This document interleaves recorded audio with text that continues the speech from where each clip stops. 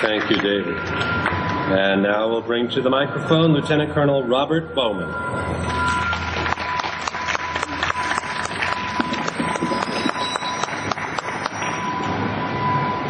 Thank you.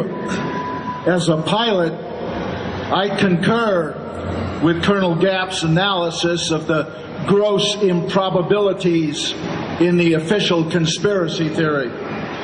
And as an old interceptor pilot, I share his puzzlement over the lack of interceptors that fateful morning. As a career military officer, I'd like to concentrate on the enormous harm the official 9/11 conspiracy theory has done to our military establishment and to the people in it. Using 9/11 as the excuse, the multinational corporations and bankers have used our brave young troops as cannon fodder in their corporate wars of aggression. They have systematically taken away our constitutional rights, including those of our military personnel. The entire war on terror is phony. And it would be even if you believed the ludicrous official conspiracy theory about 9/11. Both wars were planned before 9/11. The war of aggression against Afghanistan was in retaliation for the Taliban refusing UNICAL rights to build a gas pipeline across Afghanistan to get trillions of dollars worth of gas from the Caspian Sea to their tankers in the ocean. The military leadership knew it had nothing to do with the Taliban harboring Osama bin Laden. The Taliban had offered to give us Osama for trial, but the Bush administration ignored the offer for two reasons. One, they had no evidence against Osama, and according to the FBI, still don't. And two, the war had already been planned in detail to secure that gas pipeline. The war against Iraq was outlined in the PNAC document, Rebuilding America's Defenses, published before George W. Bush even became president. Its purpose was to provide a military staging base from which to control the entire Middle East and its tens of trillions of dollars worth of oil and gas.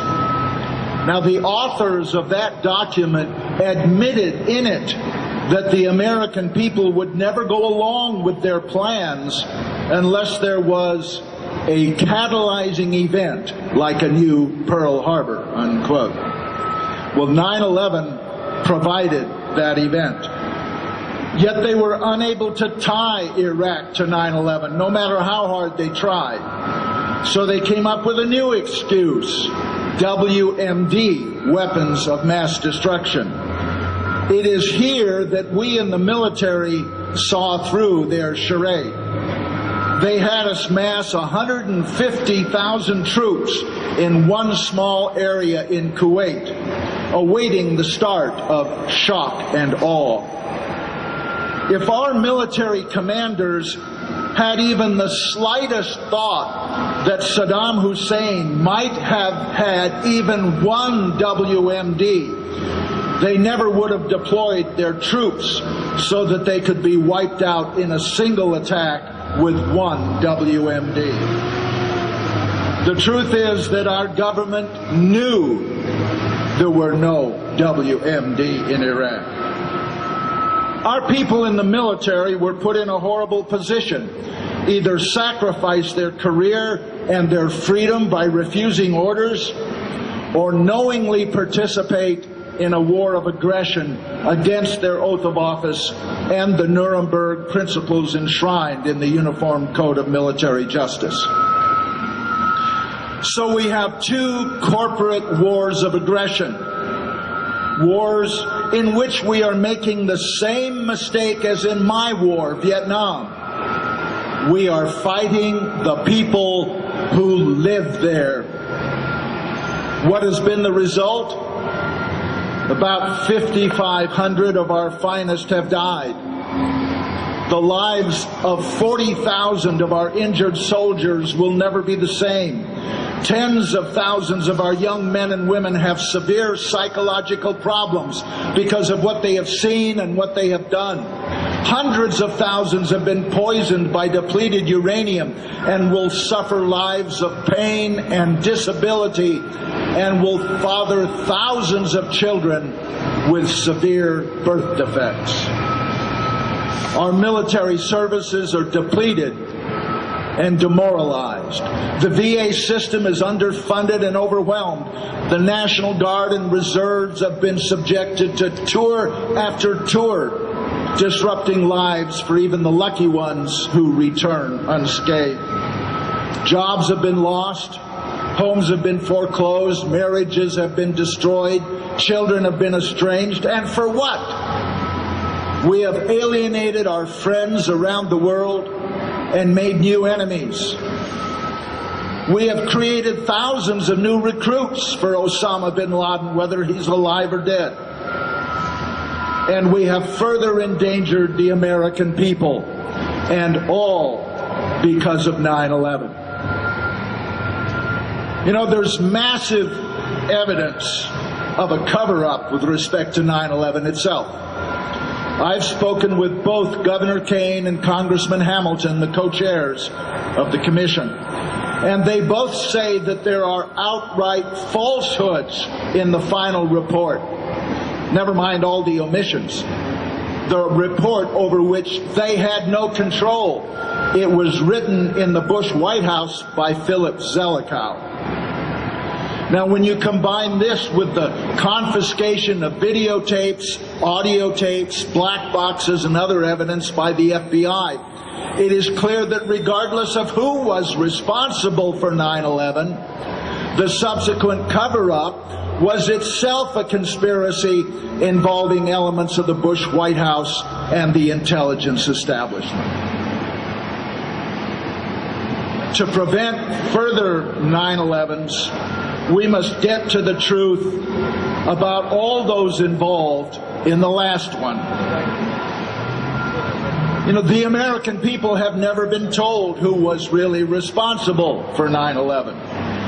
Dedicated researchers, like some we've heard today, have proven that it could not have happened the way the Bush administration said it did. Hijacked airliners do not fly around for an hour and 40 minutes without being intercepted, unless our air defense system was deliberately sabotaged. And 19 Arabs with box cutters couldn't have done that. Indestructible black boxes, and by the way, they're not really black, they're bright orange, but never mind. Indestructible black boxes do not evaporate in the same fire from which an unharmed passport floats to the street below. Airliners, all of whose parts carry identifying numbers, do not crash without leaving a shred of evidence as to what they were. You know, the truth about 9/11 is that after 9 years, we still don't know the truth about 9/11, and we should, and so should the families of victims. And let us always remember, the victims of 9/11 include not just the roughly 3,000 people who lost their lives that day, but the 5,500 military personnel who have lost their lives in the Afghan and Iraqi wars, as well as the hundreds of thousands of innocent Afghan and Iraqi civilians. All of these victims and their families cry out for a new independent investigation of 9/11. Only when the official myth is exposed and the truth told will the wars and occupations end. The creation of new victims stopped, and our military returned to its constitutional task of protecting our borders and our people, not the financial interests of multinational corporations. This one change in military mission, eliminating the mission of protecting the global financial interests of multinational corporations, will allow us to greatly enhance our national security and reduce the defense budget by 80%. But it's not going to happen until people learn the truth about 9/11. Only then will people understand that our security is not enhanced by sending our working class youth around the world to kill the sons and daughters of working people in other countries.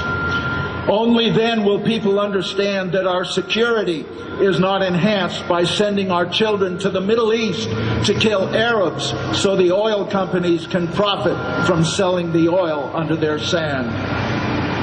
No more battleship Maines. No more Pearl Harbors. No more Gulfs of Tonkin. No more incubators in Kuwait. No more 9/11s. No more false flag attacks. No more lies.